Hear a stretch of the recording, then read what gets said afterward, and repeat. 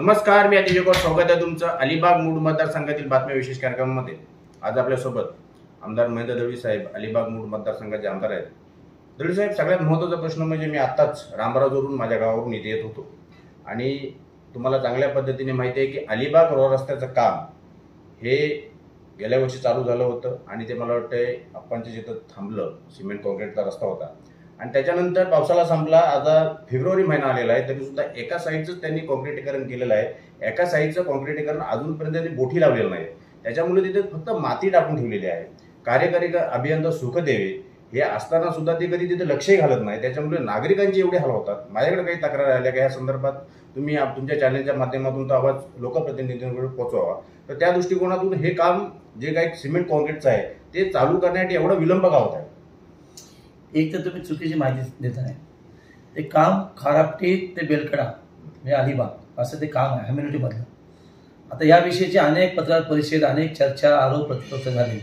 मी आमदार म्हणून हा रस्ता मंजूर केल्यानंतर बेलकड्याला जेव्हा शुभारंभ केला तेव्हा मंडप टाकून सगळ्या ज्यांचे हरकत दावे होते, जयंत पाटलापासून सगळ्यांना त्यांना बोलवलं होतं। ते आले का? तर नाही आले।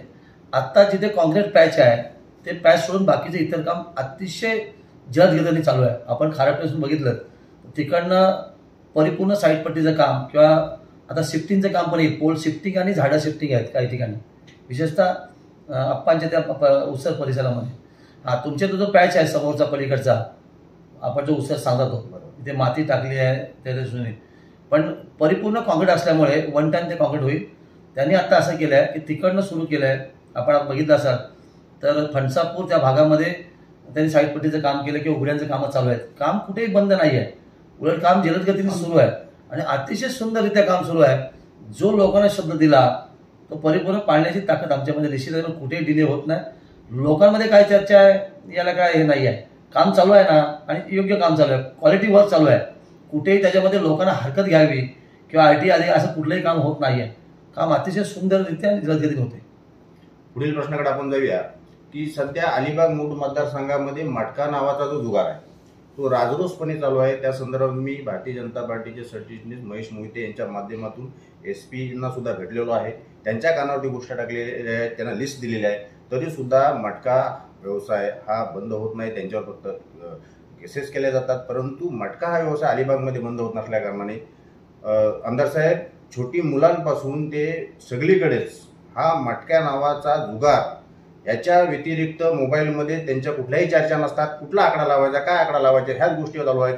माझं रामराजमध्ये AG मीडियाचं कार्यालय आहे, तिथे सुद्धा मी आतमध्ये काम करत असताना माझ्या संदर्भात ह्या गोष्टी येत असतात, हा आकडा आला, तो आकडा आला, हा आला। याच्यामुळे आपल्या अलिबाग मतदारसंघातील लोक आमदार साहेब 4-4, 5-5 लाख रुपये त्या मटके खेळण्याकडे कर्जबाजारी झालेले आहेत। तर त्या संदर्भात हा मटका जो चालू असंच जर चालू राहिला तर येणाऱ्या कार्यकालामध्ये आपले जे युवक आहेत हे देशोधडीला लागतील अशी एकंदरीत परिस्थिती आहे। तुम्ही आमदार या नात्याने ह्या मटका जे चालवणारे जे कोणी एजंट वगैरे मालक असतील यांना SP साहेबांशी बोलून, पोलीस प्रशासनाशी बोलून, पोलीस प्रशासन लक्ष घालत नाही तर हे मटका व्यवसाय बंद होणार आहे की नाही, नाहीतर आपला अलिबाग मूळ मतदारसंघ जुगारी मतदारसंघ म्हणून ओळखला जाईल? मला माहीत नाही आहे आपलं जी समस्या मटका किंवा इतर अवैध धंद्यासंदर्भात सांगितली। मी खऱ्या अर्थाने SP माझं पत्र दिलं आपल्या अनुषंगाने आणि जर असं कुठे धंदे चालू असतील तर नक्की बंद करण्यासाठी मी प्रयत्न करणार, पण मला माहीत नाही आहे, मी या चर्चेमध्ये नसतो। पत्रकारांकडनं मला जेव्हा माहिती मिळते तेव्हा मी नक्की पोलीस अधीक्षक असतील, संबंधित पोलीस इंचार्ज असतील, ज्या ज्या भागामध्ये हा व्यवसाय केला जातो तिथे कसा बंद होईल या दृष्टीने आपण नक्की प्रयत्न करू, जेणेकरून तरुण पिढी याच्यामध्ये फुगड गेली नाही पाहिजे, या दृष्टीने मी नक्की प्रयत्न करेन। पुढील प्रश्नाकडे आपण जाऊया। सध्या येणाऱ्या कार्यकालामध्ये लोकसभेच्या निवडणूक आहेत, लोकसभेमध्ये भाजपचे धैर्यशील दादा पाटील हे इच्छुक आहेत, ते वारंवार सभा कार्यकर्त्यांचे मेळावे घेत आहेत आणि तिकडे सुनील तटकरे हे विद्यमान खासदार आहेत।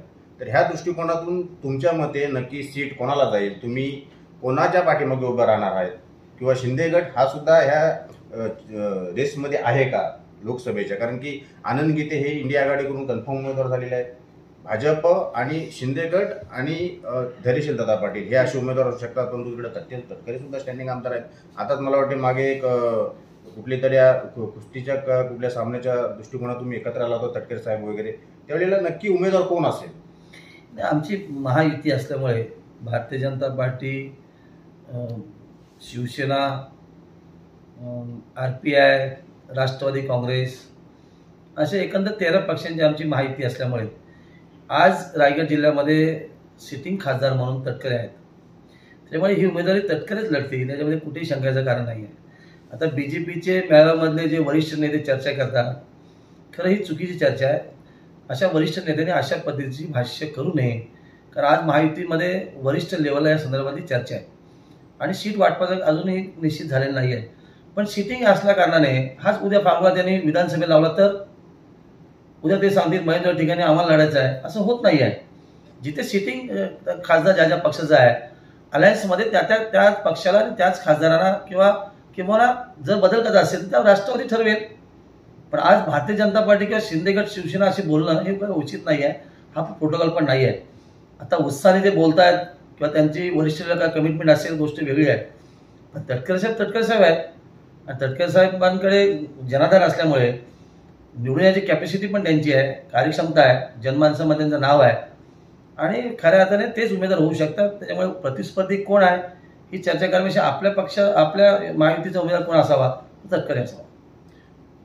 सध्याच्या निवडणुका आहेत आणि निवडणुकीच्या तोंडावर एक शेतकरी कामगार पक्षाचा मोठा नेता शेतकरी कामगार पक्षाला सोडेल या बाबतीमध्ये मतदारसंघामध्ये जोरदार चर्चा चालू आहे. तर खरंच अशी परिस्थिती येणाऱ्या कार्यकालामध्ये उद्भवू शकते. शेका पक्षाचा मोठा नेत्यापेक्षा शेका पक्षच कुठल्या तरी पक्षात विलीन होईल अशी एकंदर परिस्थिती निर्माण झाली आहे. खालचा जनाधार हरवलेली ही मंडळी आहेत. आज त्यांच्याकडे जी चर्चा होते त्यांच्यामध्ये एकरूपता दिसत नाही आहे. त्यांचे जे काही प्रमुख 4-5 नेते आहेत एकाच घरातले, त्यांच्यामध्ये रस्सीखेच सुरू आहे. कोण बोलते मला पाहिजे, नाही दिलं तर मी असं करेन, तो बोलेल असं. ही त्यांच्यामध्ये चर्चा आणि ही वेळ का आली आहे की आत्तापर्यंत राजकीय प्रवासामध्ये त्यांनी लोकांचा विश्वास संपादन केला नाही आहे. आणि माझ्यासारख्या माणसाला, सर्वसामान्य माणसाला लोकांनी जनाधार देऊन आमदार केला. आज माझ्या माध्यमातून जेवढी विकास कामं या मतदारसंघामध्ये किंवा जिल्ह्यामध्ये होत आहेत त्या अनुषंगाने मला असं वाटतं की आम्ही ताकदवर आहोत आणि त्याच्यामुळे त्यांचा एक गट फुटण्यापेक्षा सगळाच पक्ष मला वाटतं कुठल्या तरी एका राष्ट्रीय पक्षामध्ये विलीन होईल. आत्ताची अशी परिस्थिती आहे.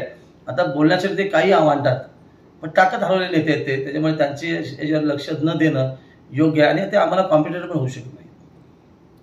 आमदार साहेब, जुलै महिन्यामध्ये शेतकरी कामगार पक्षाचे एकमेव आमदार भाई जयंत पाटील यांचा विधान परिषदेचा कार्यकाल संपतो आणि त्याच्यानंतर तुम्हाला माहिती आहे 20-22 पेक्षा आसपास विधानसभा सदस्याच्या माध्यमातून विधान परिषद आमदार निवडून येतो. तर आता जर शेतकरी कामगार पक्षाची 2019 पासून तुम्ही आमदार झाल्यापासून जर परिस्थिती बघितली तर थोडी खालावलेली आहे. ह्या वेळेला आमदार जयंत पाटील पुन्हा एकदा विधान परिषदेमध्ये आमदार म्हणून निवडून येऊ शकतात का? नाही, अजिबात नाही. ते दिवाळ स्वप्न तरी बघू पण नाही. आत्ताचं जे एकंदर जे महाराष्ट्र समीकरण राजकीय चालू आहे त्याच्यामध्ये जयंत पाटील शेवटचे आहेत. जयंत पाटलांनी स्वप्न बघू पण नाही आणि त्यांनी कोणाला आश्वासित पण करू नये. कारण एकेकाळी त्यांनी शेतकरी भवनमधून आम्ही मुख्यमंत्री अशी घोषणा करणारे आता आहेत, आता बंद खोलीमध्ये ते बसलेले आहेत आणि आता त्यांच्याकडे कुठलाही आमदार नाही आहे, कुठलाही असं जनाधार नाही आहे. त्यांनी अशा वर्गांना करूच नये. एकेकाळी होती त्यांची, दत्ता पाटलांच्या कृपा आशीर्वादाने त्यांनी एवढ्या वर्षी उपभोगलं, पण आता ते सगळं हरवलेलं आहे आणि त्याच्यामुळे मला असं वाटत नाही की त्यांचा कुठलाही वरिष्ठ पक्ष नेते याचा विचार करतील. म्हणजे एखादा बोलतो ना आपण आडगळीत पडलेला व्यक्ती जशी असते तसे आडगळीत पडल्यासारखी त्यांची परिस्थिती आहे. त्यामुळे असा कुणा त्यांनी आव्हान नये. त्यांनी ज्या काँग्रेसकडनं ज्या संस्था घेतल्यात, बँका वगैरे, त्या त्यांनी जोपासना करावी, त्यांनी कार्यभाग सांभाळावा, पण त्यांना सबोरी सल्ला माझ्याकडे निश्चित आहे. मी शेवटचा प्रश्न विचारतोय. सध्या बैलगाड्या शर्यत ह्या आपल्या अलिबाग मोडू मतदारसंघामध्ये जोमानं चालू आहे. मला असं कळलंय की काही बैलगाड्या शर्यतांचे ज्या संघटना आहेत आणि तुमच्यामध्ये वादात्मक परिस्थिती आहे, तर अशा पद्धतीची वादात्मक परिस्थिती होण्याचं नक्की कारण काय? वादांचा हा प्रश्नच येत नाही. मी शेतकऱ्याचा मुलगा आहे आणि बैलगाडी बंदी काळामध्ये मी स्वतः उभं राहून सगळ्या शर्यती पार केलेला एक कार्यकर्ता आहे. मी जर आमदार असलो तरी शेतकऱ्यांसाठी मी एक कार्यकर्ता आहे. जेव्हा बंदी काळामध्ये कोणी नव्हतं तेव्हा सर्व त्या वेळचे आमदार वगैरे तिथून निघून जायचे, पण सर्वसामान्यांचा शेतकऱ्यांचा खेळ चालू राहावा या दृष्टिकोनातून मी पहाटे 6 वाजता जाऊन पण शर्यती पूर्ण केलेल्या आहेत. आता तर शासनाने त्याला अटी शर्यतीने मान्यता दिलेली आहे. त्या अनुषंगाने आपापल्या ग्रुप शर्यती करतायत. मुळात असं आहे की आता काही दाढीवाले, काही बिनदाढीवाले सांगतात की आम्ही शर्यत ठेवल्यात. आता तेव्हा ते कुठे होते? तेव्हा ते घरी बसून होते आणि मग ते गोष्टी सांगला आम्ही असं करू तसं करू. महेंद्रदेवी आहे. मी जेव्हा ठरवेल ना तेव्हा त्याचा कार्यक्रम बरोबर करतो. तेव्हा कोणी असं भाष्य करू नये. हा सर्वसामान्यांचा खेळ आहे आणि तो खेळा स्वरूपात बघून खेळलं पाहिजे. कुठल्याही कोणी शर्यत ठेवाव्या याला काही बंधन नाही आहे, पण चांगल्या पद्धतीने नियम पाळून त्या अटी शर्यतीने शर्यती ठेवाव्यात आणि खऱ्या अर्थाने शेतकऱ्याला त्याच्यातनं आनंद घेता आला पाहिजे. राजकीय दृष्ट्या जर खऱ्या अर्थाने कोण याच्यामध्ये जर आक्षेप करत असेल तर जर बिमोड ताकद माझ्यामध्ये निश्चित आहे, येणाऱ्या काळामध्ये दिसेल. जर चूक झाली तर चुकीला माफी नाही. आमदार महेंद्र दळवी अलिबाग मूळ मतदारचे 2024 म्हणजे पावसाळ्याच्या नंतर भारतीय जनता पार्टी, शिवसेना आणि राष्ट्रवादी या युतीचे आमदार असतील की अजून ह्याच्यामध्ये काय बदल होऊ शकतो? नाही, महायुतीचा मी आमदार असेल, जे आज महाराष्ट्रामध्ये गेल्या 4-4.5 वर्ष म्हणजे आपण अनुभवलं, त्या अनुषंगाने अलिबाग मतदारसंघामध्ये अतिशय सुंदररित्या मी काम केलं. प्रत्येक गाव खेड्याला न्याय देण्याची भूमिका माझी अतिशय सुंदररित्या असल्यामुळे केंद्र सरकारने आणि राज्याचा निधी शेवटचे माणसांपर्यंत प्रामाणिकपणे पोहोचवण्याचं काम केलं. कुठलाही माझ्यावरती आक्षेप आरोप अजिबात नाही. मी सर्वसामान्यातला आमदार आहे. मी जे बोललो निवडणुकीच्या दरम्यान ते माझं वाक्य कायम आहे. माझ्यावर कुठला आरोप होणार नाही, कधी होणार नाही. मी चुकीचं करणार नाही आहे. जनतेची सेवा करणं हेच माझं काम आहे. त्याच्यामुळे सगळे पक्ष आज जरी महायुतीचे पक्ष असले त्याच्या पलीकडे जाऊन जे पक्ष या मतदारसंघामध्ये आहेत ते सहजते मला मदत करतील, कारण माझं काम खूप छान आहे आणि लोकांमध्ये जाऊन मी प्रामाणिकता केलेली आहे. माझ्यावर कुठलाही आक्षेप आलेला नाही. इतर जे कोण उमेदवार इच्छुक आहेत ते सगळे दागाळलेले आहेत असं माझं व्यक्तिगत मत आहे. कुठल्या ना कुठला त्यांचे आरोप झाले. माझ्यावर कधी मी जो शब्द तुम्हाला दिलेला आहे, जनतेला दिलेला आहे, त्या शब्दाची पूर्तता करणं माझं काम आहे आणि येणाऱ्या काळामध्ये अतिशय सुंदररित्या मी काम प्रामाणिक करतो. त्याच्यामुळे प्रतिस्पर्धी किंवा हे माझ्या दृष्टीने अजिबात नाही आहे. उलट मागच्या वेळेला मी 34,900 मध्ये निवडून आलो. मला असं वाटतं मी 50 पार करेन. शेवटचा प्रश्न विचारतो. तुमचे भाजपचे मित्र आहेत, म्हणजे मित्रपक्ष आहेत, त्याच्यातून काही माध्यमातून तुम्हाला भाजपमधून अंतर्गत विरोध होत असतो आणि ह्या गोष्टी चव्हाट्यावर सुद्धा आलेल्या आहेत. तर तुम्हाला त्या विरोध करण्यामागं, म्हणजे तुमच्या आमदारकीला विरोध करण्यामागं त्यांचा काय उद्दिष्ट असू शकतो? कारण की ते तुमचे मित्रपक्ष सुद्धा आहेत आणि तुम्हाला विरोध सुद्धा करतायत. नाही, प्रत्येक पक्षाची आयडिओलॉजी वेगळी आहे आणि प्रत्येकाने आपला पक्ष वाढवण्यासाठी प्रयत्न करायला पाहिजे. याच्यात काही दुमत अजिबात नाही आहे. पण ठीक आहे, भारतीय जनता पार्टी असेल किंवा राष्ट्रवादी असेल, आमच्या समविचारी पक्षामध्ये जर कोणी इच्छुक असेल तर त्यांनी त्याचा प्रयत्न जरूर करायला पाहिजे. पण शेवटी सक्रिय राजकारणामध्ये वरिष्ठ लेवलचा निर्णय हा कायम झाला जातो. पण प्रत्येकाला पक्ष वाढवायचा अधिकार आहे. मला काय कोण प्रतिस्पर्धी का माझ्या अगेन्स्ट पण असं नाही आहे, कारण माझे सगळ्यांचे संबंध अतिशय जिव्हाळ्याचे आहेत. हा, राजकीय परिभाषेमध्ये एखाद्या जाहीर सभेमध्ये एखादा वक्तृत्व निघतो म्हणजे तो उमेदवार होतो असं नाही आहे. त्याची पार्श्वभूमी लागते. आम्ही देखील इतवाच्या प्रवासामध्ये अनेक लढाया लढता कधी हारलो कधी जिंकलो, पण लोकांबरोबर उभे राखलो, लोकांना न्याय दिला आणि म्हणून लोकांनी स्वीकारलं.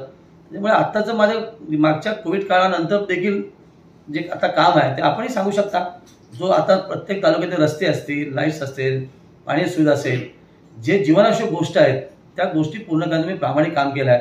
विशेषतः शहरी भागामध्ये मुरुड असेल, अलिबाग असेल, या भागामध्ये लोकांच्या सुविधा, जनसुविधांसाठी मी विशेष फंड दिला आहे. कधी नव्हते एवढे पैसे मी आणण्याचा प्रामाणिक प्रयत्न केला आहे. त्यामुळे जनता याचा नक्की आदर केला असं मला वाटतं. आता तुम्ही जो प्रश्न विचारलात की भारतीय जनता पार्टीकडनं काही नेते इच्छुक आहेत, असू शकतात. पण प्रत्येकाची कॅपेबिलिटी आहे आणि त्याप्रमाणे तो निर्णय होईल. जेव्हा निवडणुकीचं खरं विधानसभेला व्हायला सुरुवात होईल, जेव्हा तिन्ही सहारी पक्ष किंवा महायुती जो उमेदवार डिक्लेअर करेल तो फायदा. माझा अधिकार आहे. मी सिटिंग इथे आमदार असल्यामुळे माझा अधिकार, जसं तटकऱ्यांचा अधिकार आहे तसं माझा अधिकार आहे. त्यामुळे मीच उमेदवारी लढणार. नवीन नाही आणि पुन्हा निवडून येणार, याच्यामध्ये शंका घ्यायचे कारण नाही. आपल्यासोबत आमदार महेंद्र दळवी साहेब होते. इथेच थांबतो. जर काम आवडत असेल लाईक करा, शेअर करा, सबस्क्राईब करा. धन्यवाद. थँक्यू.